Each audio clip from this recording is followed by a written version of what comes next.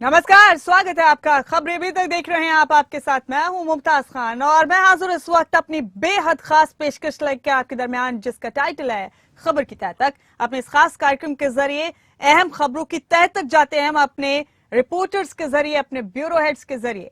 और आइए रुक करेंगे अपने इस खास कार्यक्रम का। सबसे पहले आपको बता दें कि हरियाणा विधानसभा के मानसून सत्र का आज आखिरी दिन है। आज सुबह 11 बजे सदन की कार्यवाही शुरू होगी और प्रश्नकाल के साथ ही सदन की कार्यवाही शुरू होगी। प्रश्नकाल में सत्ता पक्ष और विपक्ष के विधायक सवाल पूछेंगे। सत्र का आखिरी दिन भी आज हंगामेदार रहने के आसार हैं। सदन में आज कई विधेयक भी रखे जाएंगे। अहम खबर है आपके टीवी स्क्रीन पर। खबर की तह तक हमारे इस खास कार्यक्रम के जरिए हमारी कोशिश है कि हम अपने साथियों के साथ मिलकर, अपनी टीम के साथ मिलकर हर अहम खबर की तह तक पहुंचे, उस खबर को एनालाइज करें, उसका विश्लेषण करें और आप तक पहुंचाएं कि आखिर उस खबर के क्या क्या मायने हो सकते हैं। तो आज हरियाणा विधानसभा के मानसून सत्र का आखिरी दिन है। कल का दिन काफी हंगामेदार रहा और बता दें आपको कि आज का दिन भी काफी हंगामेदार रहने के आसार हैं। विपक्ष ने जबरदस्त तरीके से सरकार को घेरने की तैयारी की है, रणनीति बनाई है और आज फिर एक बार कई सवालों को लेकर विपक्ष सरकार को घेरेगा। सरकार की तरफ से भी जवाब देने की पूरी तैयारी की गई। आज कई विधेयक भी पेश किए जाएंगे और हमारे साथ हमारे पॉलिटिकल एडिटर अनिल मोर इस वक्त इस खबर पर सीधे जुड़ चुके हैं। उन्हीं का रुख करें। अनिल, विधानसभा के मानसून सत्र का आज आखिरी दिन है और बहुत मुमकिन है कि कल की तरह या कल से भी ज्यादा हंगामेदार होगा आज का आखिरी दिन। विपक्ष की पूरी तैयारी है, सरकार को घेरने की कई मुद्दे हैं विपक्ष के पास। सरकार ने भी भरपूर तैयारी की है विपक्ष को जवाब देने के लिए। अनिल, कैसे समझें इस खबर को? आज कैसे जाएंगे इस खबर की तह तक?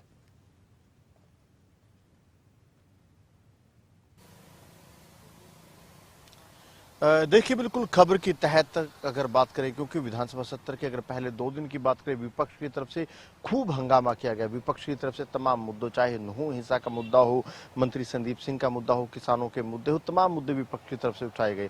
और विपक्ष की आज भी कोशिश है कि सत्र के आखिरी दिन कहीं ना कहीं विपक्ष अपनी जो उपस्थिति होती है, विपक्ष की बतौर विपक्ष की भूमिका होती है, विपक्ष पूरी कोशिश करेगा कि विपक्ष की पूरी भूमिका निभाने की आज विपक्ष कहीं ना कहीं इसी को लेकर कहीं ना कहीं आज सरकार को विपक्ष की तरफ से कई मुद्दों पर सरकार को घेरा जाएगा। ध्यानाकर्षण प्रस्ताव, 2 महत्वपूर्ण ध्यानाकर्षण प्रस्ताव आज रहेंगे जिस पर कहीं ना कहीं सरकार को घेरने का काम किया जाएगा। एक ध्यानाकर्षण प्रस्ताव किसानों के मुद्दे पर रहने वाला है, जो प्रधानमंत्री फसल बीमा योजना है। फसल बीमा योजना की को लेकर जो विपक्ष आरोप लगाता है कि किसानों को जो मुआवजा है वो मुआवजा नहीं मिलता। जो बीमा कंपनियां हैं, बीमा कंपनियां किसानों से पैसा तो ले लेती है लेकिन किसानों को तो मुआवजा नहीं मिलता। तो ऐसे में ध्यानाकर्षण प्रस्ताव के दौरान किसानों के इस मुद्दे पर पूरा हंगामा रहने के आसार है। कृषि मंत्री जेपी दलाल किसानों के मुद्दे पर अपना पक्ष रखते नजर आएंगे। दूसरे दिन भी इस मुद्दे पर फसल बीमा योजना को लेकर हंगामा हुआ था। कृषि मंत्री जेपी दलाल की तरफ से साफ तौर पर कह दिया गया था कि जो विपक्ष की तरफ से आरोप लगाए जाते हैं कि जो फसल बीमा योजना है ये कंपलसरी है, विपक्ष आरोप लगाता है, लेकिन कृषि मंत्री ने साफ कर दिया कि ये योजना कंपलसरी नहीं है, ये किसानों के लिए ऑप्शनल है, स्वैच्छिक है। किसान चाहे तो फसल बीमा करवा सकते, नहीं करवा सकते, किसानों के ऊपर निर्भर करता है। तो ऐसे में कहने के विपक्ष इस मुद्दे पर हंगामा करेगा। इसके अलावा जो ज्यादा हंगामा को परिवार पहचान पत्र को लेकर होगा। विपक्ष कहीं ना कहीं परिवार पहचान पत्र में कुछ जो नियम है उनके नियमों में कुछ त्रुटियों को लेकर कहीं ना कहीं सरकार को घेरने का काम करेगा।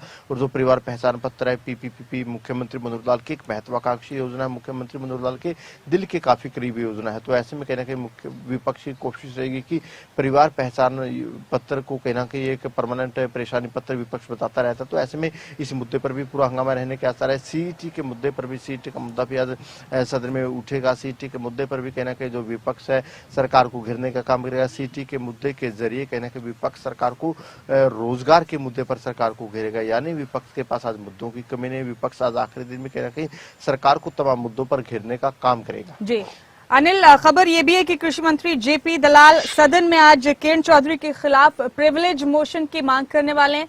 उनका कहना है कि किरण चौधरी ने गलत बयानी की है, कांग्रेस के इन बयानों से गुमराह होते हैं किसान।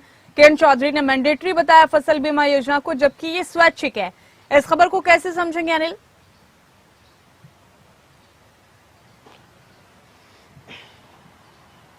देखिए, कृषि मंत्री जेपी दलाल की तरफ से कल कहा गया था कि वो किरण चौधरी की तरफ से जो आरोप लगाए गए हैं फसल बीमा योजना को लेकर, कहा गया है कि ये योजना किसानों के लिए परमानेंट है, किसानों के लिए बीमा कटवाना कंपलसरी होता है और स्वैच्छिक नहीं है। लेकिन कृषि मंत्री ने कल कहा था कि वो किरण चौधरी को लेकर प्रिविलेज मोशन लेकर आएंगे। कल सदन में इस मुद्दे पर थोड़ी बहस भी हुई थी। कृषि मंत्री की तरफ से कहा गया था कि किरण चौधरी की तरफ से जो अपने शब्द थे वो वापस लिए जाने चाहिए, उनकी तरफ से खेद जताया जाना चाहिए। इस तरीके की बात कृषि मंत्री की तरफ से कल ही कही गई थी। आज भी इस मुद्दे पर पूरा हंगामा रहेगा। लगता नहीं कि कृषि मंत्री आज प्रिविलेज मोशन की मांग करेंगे, क्योंकि अगर प्रिविलेज मोशन की मांग की जाती तो शायद कल ही कर ली जाती। तो शायद कृषि मंत्री प्रिविलेज मोशन की मांग तो नहीं करेंगे, लेकिन फसल बीमा योजना के नाम पर कांग्रेस को घेरने का पूरा काम करेंगे। कृषि मंत्री की तरफ से साफ तौर पर कहा जाएगा जो नोटिफिकेशन है फसल बीमा योजना को लेकर, जो सरकारी आंकड़े वो कहीं ना कहीं सदन में रखे जाएंगे। कृषि मंत्री का साफ तौर पर कहना है कि जब से बीजेपी सरकार आई, बीजेपी सरकार आने के बाद से फसल बीमा योजना के तहत जितना मुआवजा किसानों को बीजेपी सरकार देती रही है, उतना मुआवजा आज तक कांग्रेस ने कभी नहीं दिया। पिछले अगर 8-9 साल की बात करें, 8-9 साल के जो आंकड़े हैं फसल बीमा जो किसानों को मिला है, जो मुआवजा किसानों को मिला सरकार की तरफ से, पिछले 8-9 साल का जो आंकड़ा है वो सदन में रखा जाएगा। आंकड़ों के जरिए सरकार भी कहीं ना कहीं किसानों के मुद्दे पर विपक्ष को घेरने का काम करेगी। बेहद शुक्रिया अनिल आपका इस जानकारी के लिए, इस चर्चा के लिए और खबर की तह तक जाने के लिए बहुत बहुत शुक्रिया आपका। तो हरियाणा विधानसभा में मानसून सत्र का आज आखिरी दिन है। 3 दिन का ही सेशन था, लेकिन कल का दिन काफी हंगामेदार रहा और बहुत मुमकिन है कि आज का दिन कल से भी ज्यादा हंगामेदार रहेगा। विपक्ष के पास कई मुद्दे हैं सरकार को घेरने के लिए। सरकार की तरफ से भी स्ट्रैटेजी पूरी तरह से तैयार है कि कैसे विपक्ष के सवालों का जवाब देना है। आज भी कई मुद्दे हैं जिन पर विपक्ष सरकार को घेरने की कोशिश करेगा। इनमें सबसे अहम मुद्दा सीईटी का है। तो तमाम अहम अपडेट आपको हर लम्हे का अपडेट दे रहे हैं अपनी इस खबर के जरिए। हम आपको बता दें कि खबर की तह तक के जरिए हम उन तमाम खबरों की तह में पहुंचते हैं जो आम आदमी के सरोकार से जुड़ी हुई होती हैं।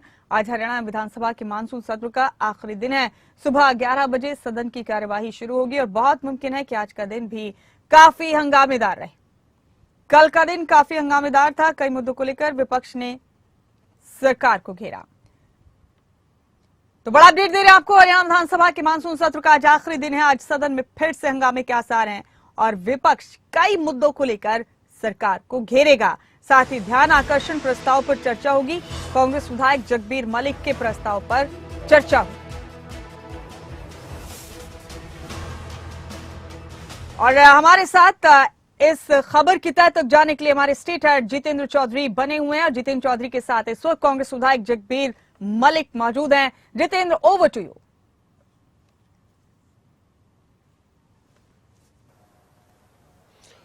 बिल्कुल, आज हरियाणा विधानसभा के मॉनसून सत्र का तीसरा व अंतिम दिन है। सत्ता पक्ष और विपक्ष के साथ हम देख रहे हैं लगातार सदन के अंदर कई मुद्दों को लेकर के जो बहस है, जो हंगामा है, वो देखने के लिए मिल रहा है।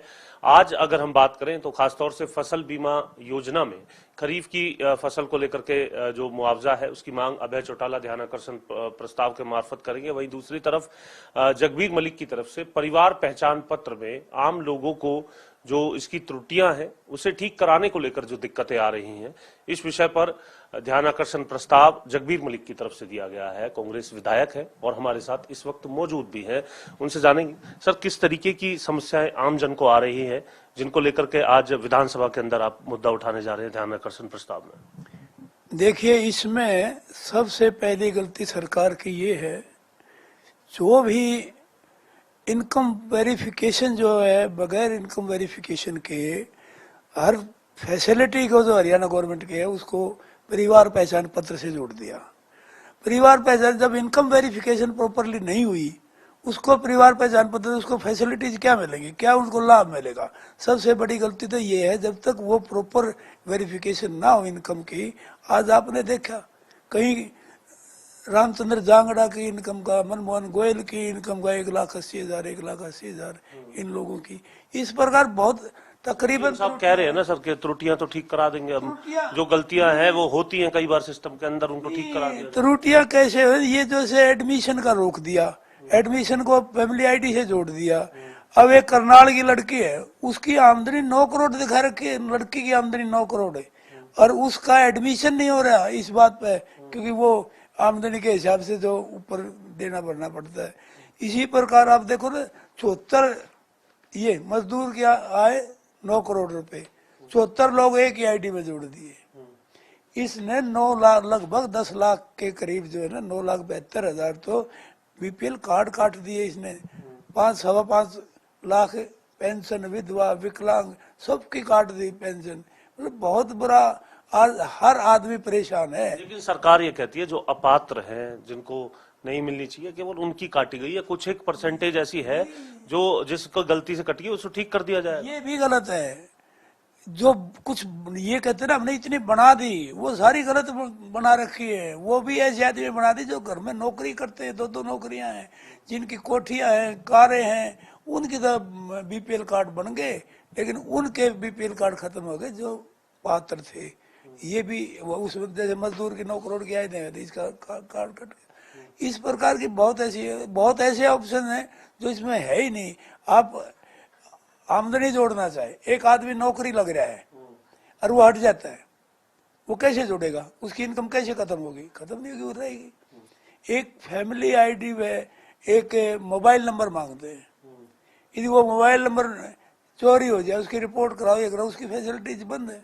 ये तो मोबाइल नंबर से ओटीपी आएगा, ये बात होगी। मोबाइल तो सर आजकल 24 घंटे में, 12 घंटे में तो ये दोबारा आ जाता है, मोबाइल नंबर दोबारा रिटेन हो जाता है। दो चार्ज नहीं हो, दूसरे के पास हो, फैमिली में दूसरा एक नंबर होगा ना फैमिली आईडी में, तो दूसरा कोई परिवार का आदमी कोई करना चाहे कहीं जाएगा तो बगैर उसके नहीं होगा।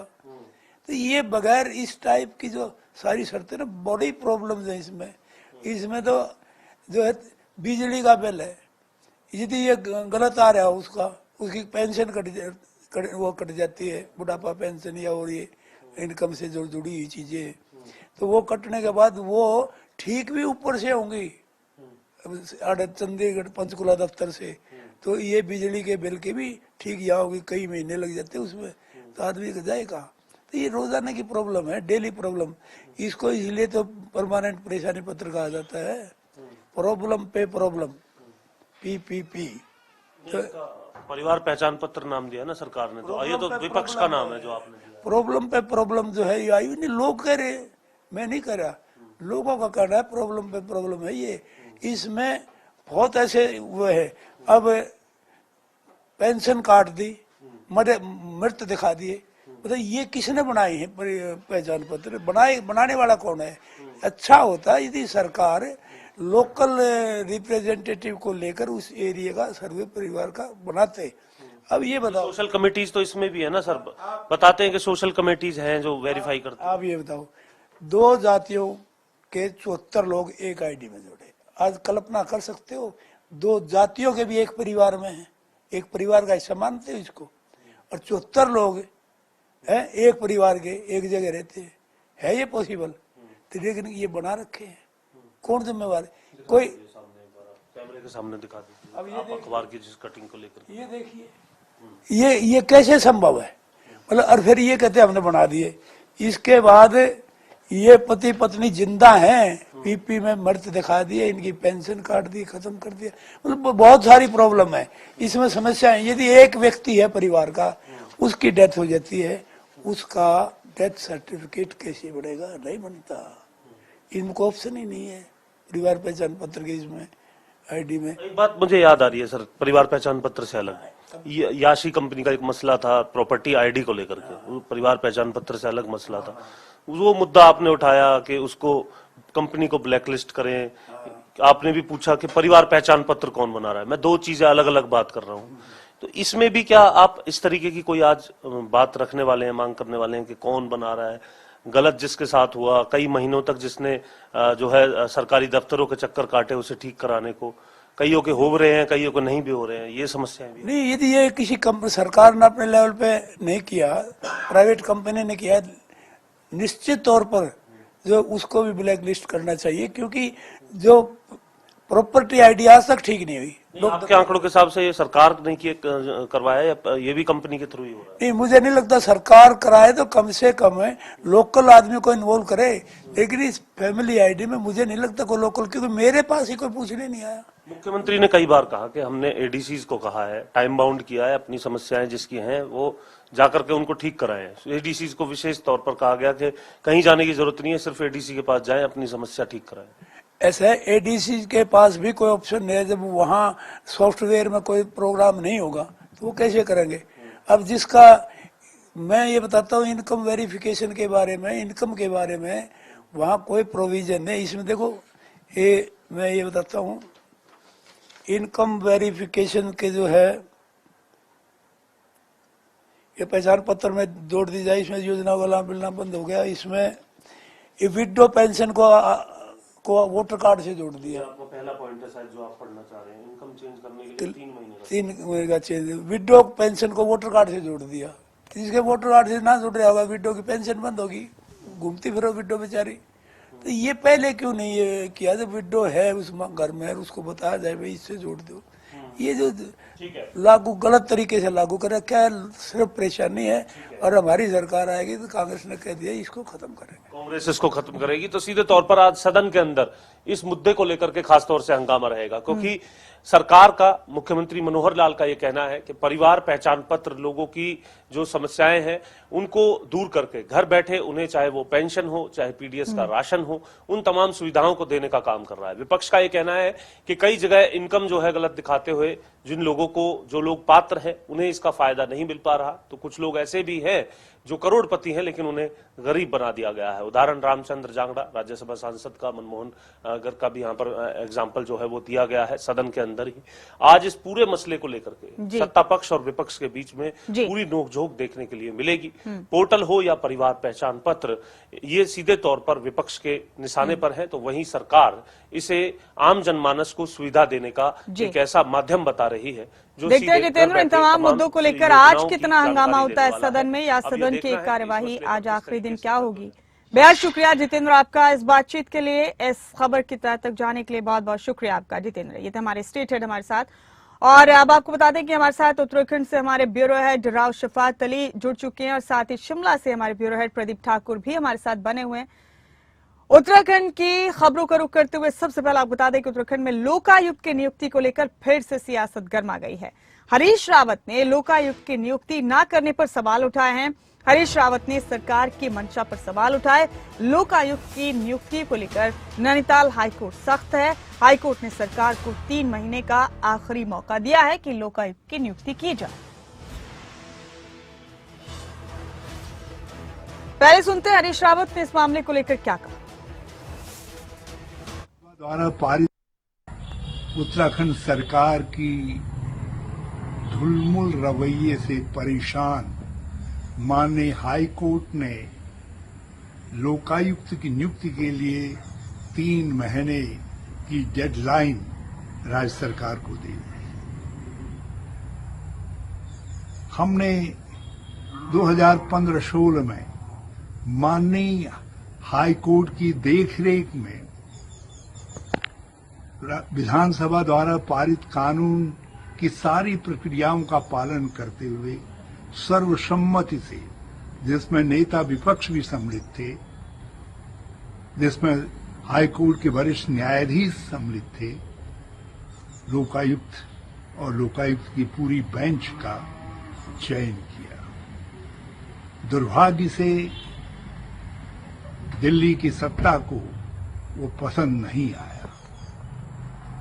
गवर्नर महोदय के पद का दुरुपयोग करते हुए कई प्रश्न लगा करके अनुमोदन प्रदान करने के बजाय विलंब किया गया और जानबूझ करके फाइल।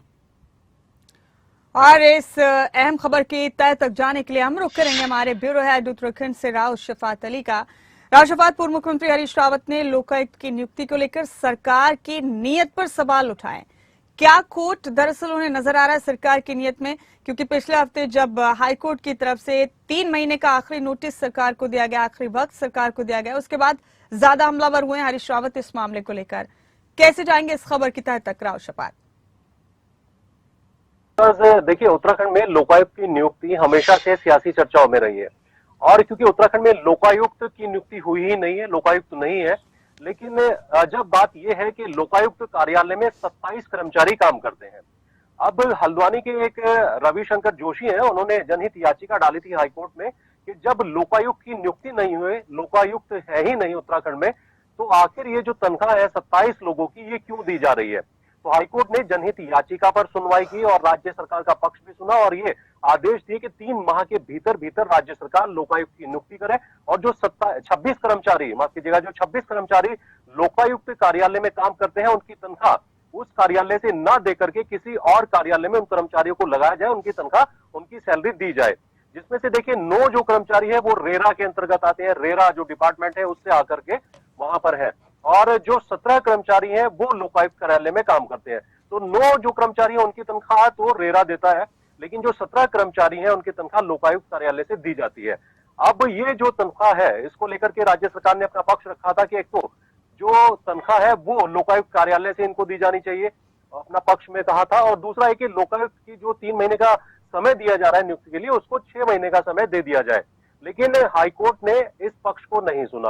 अब चर्चा है कि क्या 3 माह के भीतर भीतर उत्तराखंड में लोकायुक्त की नियुक्ति हो जाएगी या नहीं हो जाएगी। इसी को लेकर के हरीश रावत जो पूर्व मुख्यमंत्री हैं उत्तराखंड के, उन्होंने निशाना साधा है। उन्होंने कहा कि जब उनकी तत्कालीन सरकार थी 2015-16 में तो उन्होंने एक कवायद की थी और विधानसभा के पटल पर पूरा एक खाका रखा था, पारित किया गया था और उसके बाद राज्यपाल को अनुमोदन के लिए भेजा गया था।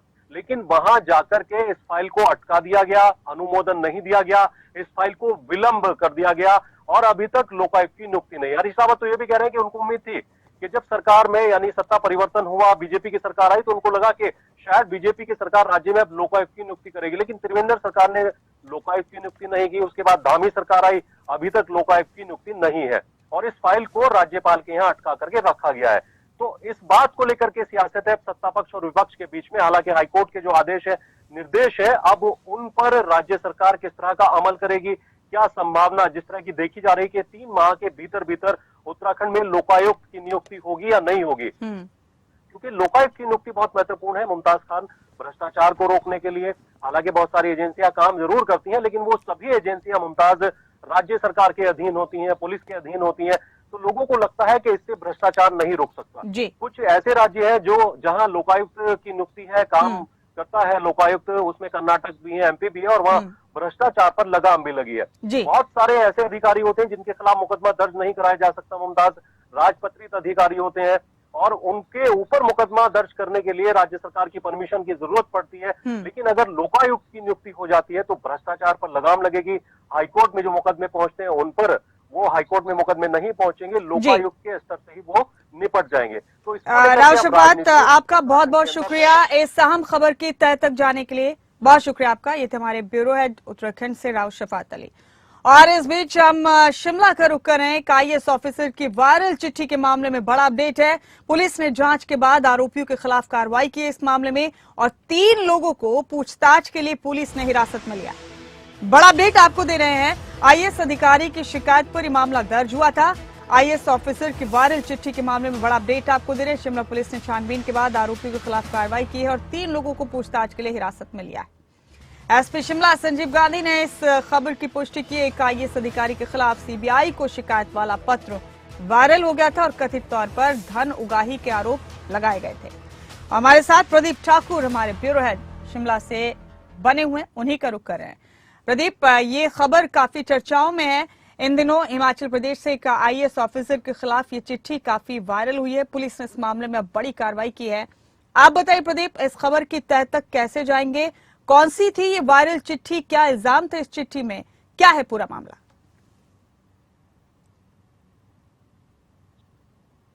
देखिए, कुछ दिन पहले ये चिट्ठी वायरल होती है और इसमें एक व्यक्ति ने उस विभाग में जहां पर वो अधिकारी भी काम कर रहे हैं उसमें कार्यरत होने का उसने दावा किया और ये CBI निदेशक को पत्र लिखा गया था और उसमें ये आरोप लगाया गया था कि जो ये अधिकारी है प्रबंध निदेशक के पद पर तैनात है और ये IAS अधिकारी है और इसने कथित तौर पर भ्रष्टाचार किया है, धन उगाही की है। एक कंपनी जो पावर सेक्टर में काम करती है उस कंपनी से पैसा उगाने की कोशिश की है और उसमें डील में यह भी बताया गया था, यानी जो लेटर लिखा गया है उसमें ये भी बताया गया था कि पैसा कितना गया है और करोड़ों में वो रकम थी। और इस तरह से ये भी आरोप लगे कि कहीं ना कहीं सरकार की भी इन्वॉल्वमेंट है, नेताओं की भी इन्वॉल्वमेंट है, लगाए गए थे। लेकिन ये चिट्ठी जब सोशल मीडिया के विभिन्न माध्यमों में वायरल हुई और उसके बाद सरकार की तरफ से भी कोशिश की गई कि इसका पता लगाया जा सके। हालांकि ये पब्लिक पर ये चीज ज्यादा नहीं आई क्योंकि ये एक ऐसी चिट्ठी थी में गंभीर और संगीन आरोप लगाए गए थे, तो कहीं ना कहीं को एक जिम्मेदारी समझते हुए ज्यादा इसको वायरल नहीं किया गया। लेकिन जिन माध्यमों में ये गई उसके बाद सरकार ने इसके ऊपर जांच भी बिठाई। साथ ही जो IAS अधिकारी है उन्होंने शिमला में इसके खिलाफ यानी एक नाम व्यक्ति के खिलाफ एक कंप्लेंट भी लिखी थी बालूगंज थाने में। तो शुरुआती जो जांच उसमें ये पाया गया कि इस व्यक्ति ने चिट्ठी लिखी है जिसने अपना जिक्र किया है उसमें कि मेरा नाम ये है और इस पर यहाँ काम करता हूँ। लेकिन जब शुरुआती जांच की गई तो उस तरह का भी व्यक्ति वहां पर नहीं पाया गया। और फिर जांच आगे भी साइबर सेल जो हिमाचल प्रदेश पुलिस का है उनकी तरफ से भी आगे जांच बढ़ाई गई कि आखिर ये चिट्ठी कहाँ से सबसे पहले है, कहाँ से ये बात आई है। उसके बाद जब जांच की गई तो ये भी पाया गया कि भरमौर जो हिमाचल प्रदेश में भरमौर विधानसभा क्षेत्र है वहां के 2 लोग इसमें संलिप्त पाए गए और एक व्यक्ति की लिखी है। हालांकि पुलिस का यही दावा है कि जो व्यक्ति अभी गिरफ्तार